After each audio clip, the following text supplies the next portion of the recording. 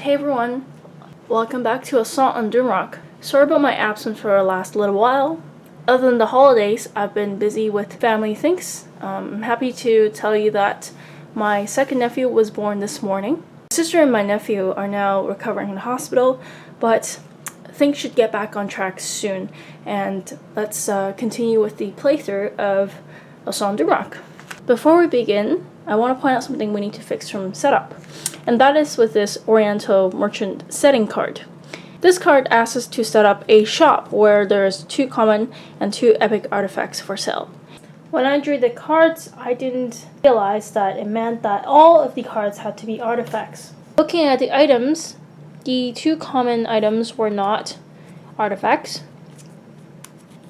So let's draw back from the common item deck and look for an artifact, 2 artifacts. Alright, so here's the common item deck. We have a weapon, an armor, there, an artifact. So that's our first one, the Potion of Might. I'm going to keep going here. For our second one, another Potion of Might. All of the other ones go back to the bottom of the deck, and these are our 2 common artifacts at the Oriental Merchant. As for the epic items, there was an artifact, which was the rubber band of surprise, but the armor was not an artifact. So let's take a look at the epic item deck and draw. And this next card is an artifact, the Compact Hellgate Summoning Ring. So let's put that into the shop. And that would be the setup of the Oriental Merchant shop. Having done that, let's begin.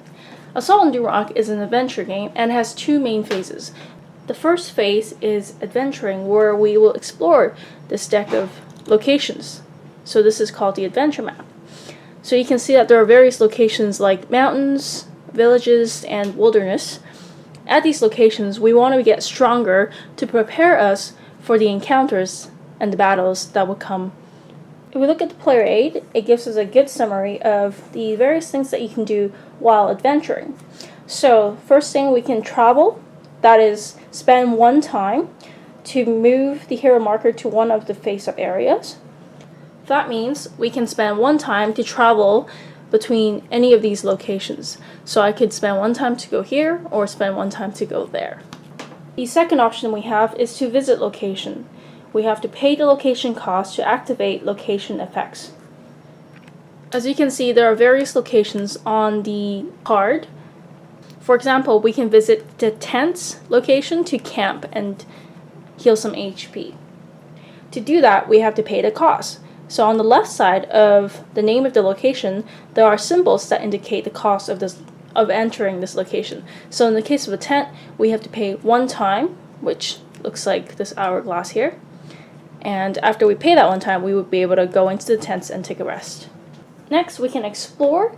That means we pay 1 time marker and remove 1 secret marker from current areas. And then we draw an event card of the appropriate type. So each of these cards has a number of secret tokens. In the case of the Mushroom Hills, there are 3 secrets. These secret tokens basically signifies the number of things that you can investigate in that area. So there's a lot of secrets in the Mushroom Hills. There's a lot to be explored. The explore action allows you to pay 1 time, so 1 of those hourglasses, and remove 1 of these secret markers. Then you can draw an event card of the appropriate type, meaning the event card of whether it is a wilderness, a village, or a mountain. So Mushroom Hills is a mountain area. If we were to explore the Mushroom Hills, we would have to pay 1 time, remove 1 of these secret markers, and then we'll draw a card from the mountain event deck and see what happens. The final action is to venture forth, which means we'll pay 1 time, we'll discard the leftmost card in the adventuring area, and then we'll look at the top area card and place it on the most right position. So that basically means you're discarding this location, drawing one, looking at it, and then putting it in this spot here, hence adventuring forth. Now, it is important to venture forth and go through these cards because the last card is a Doomrock card. To win the game, you have to be able to reach the Doomrock location and then successfully battle the last monster, the third encounter monster. Our party starts in the village location, the mercenary camp. The mercenaries have set up a picnic here. They have no clue about slaying dragons and what is going on, but are experienced fighters nonetheless. They offer assistance. Alright, that sounds good. I think the first thing we'll do is... there's really nothing much here in the mercenary camp that I want to do. See, we can shop and pick some ability cards, but I don't have 4 silver. We start with only 3. We could camp, but we don't need to camp at this point in time, and we can scout and reveal the next counter.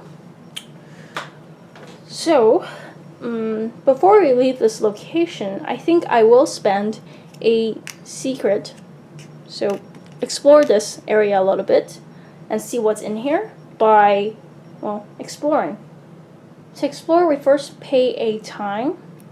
So we have 7. That was 1.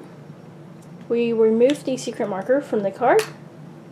And then we draw an event. Now, the village is considered a wilderness area.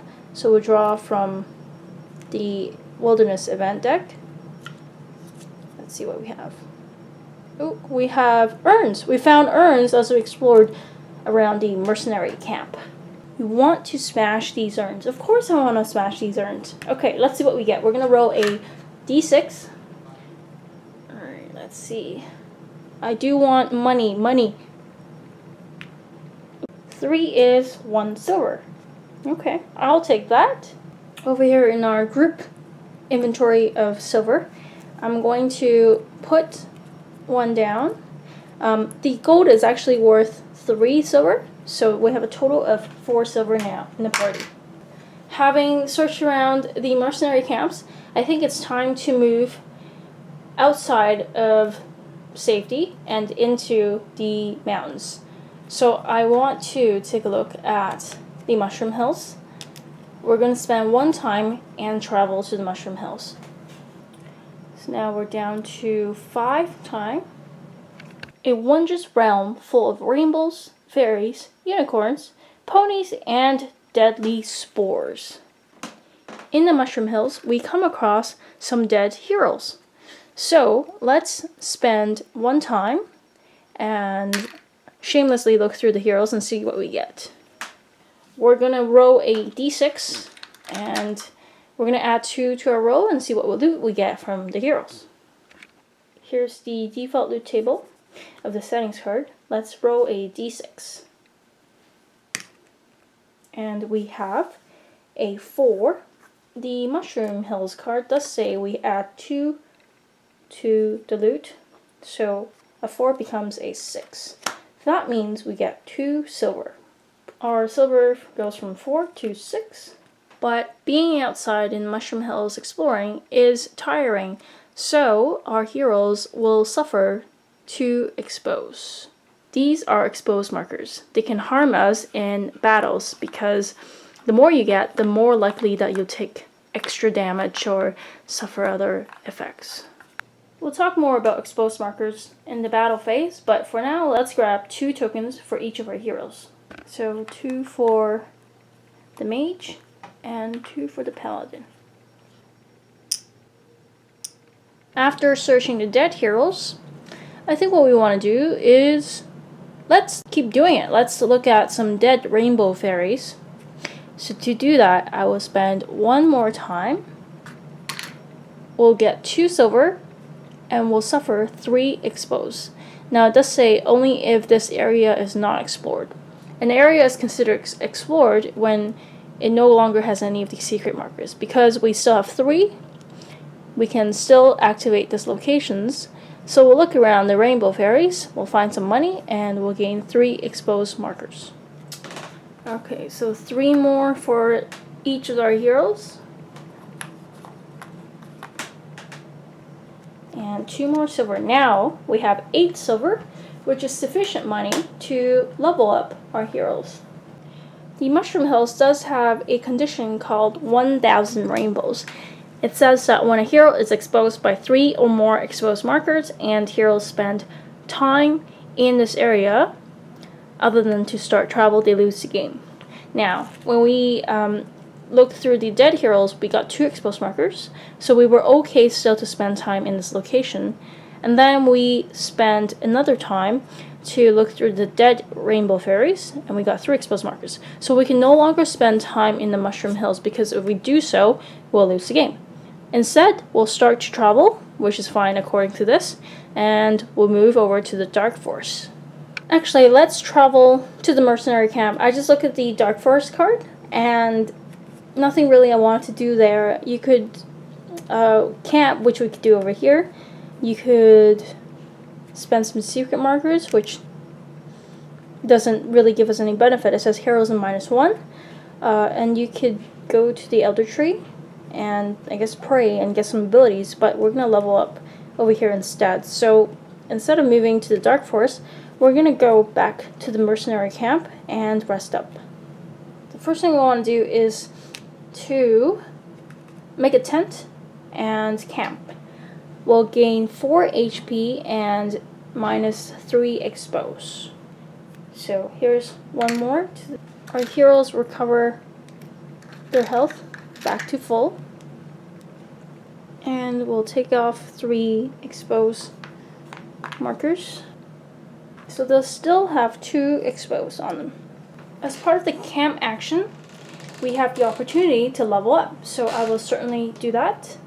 In order to level up, we have to pay the number of silver equal to the number of ability cards that the hero currently has. So in this case, we have to pay 4 silver for each hero. Now, we do have 8 silver, so we have enough to level up both heroes. So let me spend all 8 of my silver. Let's do for the mage first. So as part of leveling up, we draw 3 ability cards and we can pick 1. Alright, so we have Shock, Battle Shout, and Initiative. I really like this Shock one because it does damage, magic, which is perfect for the mage.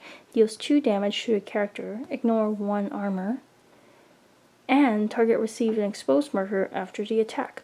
But we already have Ray of Doom, which takes the 6 dice roll, which can be activated with the 6. Battle Shout, exposed enemies lose 1 shield, or not exposed heroes gain 1 heroism. That's kind of cool too. And then Initiative, one of your abilities becomes Initiative enabled. That means you can activate one of your abilities before the monsters activate. So that would be really useful too. Lose 1 shield and gain 1 heroism. So I'm tempted to pick this one up because if you look at the cards in this area here, it has little words that says intelligence, or like strength or agility. This represents the characteristics of the hero, which is required to wear armor or equip weapons. So for example, if we look at the Wand of Doom, it says that it needs 1 intelligence to use it. So it would be no problem for the mage.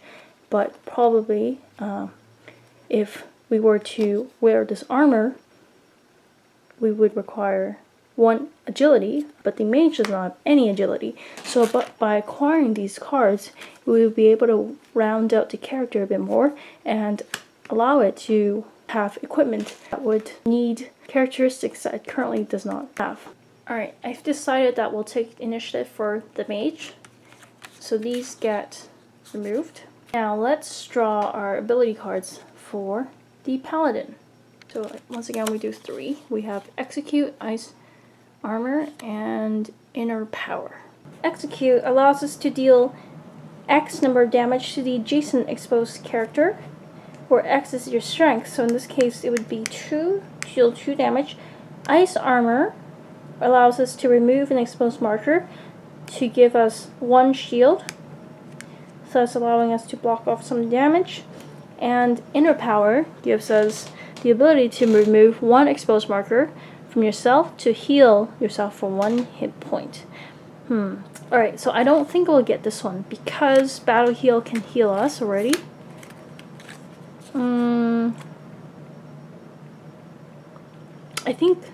I think I'll go with Execute and give us more attack power. As part of leveling up, each hero gains 1 extra die, because you should have a number of dice equal to the number of ability cards. So we have 5 for each hero now. Now that we've rested our heroes and leveled up, we're going to spend our last time. And what I want to do is to venture forth, because we cannot do any more shopping. We have no money. So let's spend it to move ahead and see what's next. First, we pay 1 time. Then we discard everything here in the leftmost area. So this is gone. We draw the top card and place it in the rightmost area here. And we have the Witch's Hut, which is a wilderness card. We place these secret markers. The Witch's Hut has 2 secrets. Move the party marker to the new area.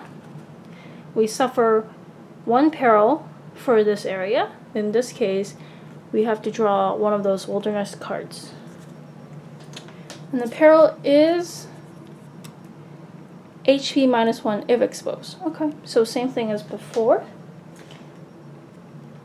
Back down to 5 health. Also, as part of venturing forth, we have to draw an event card. So this time we look at this area, and we have a traveling merchant. Pay 1 silver at current area to draw 2 common item cards. You may keep 1 of these cards. Cool. This goes on top of the Witch's Hut location.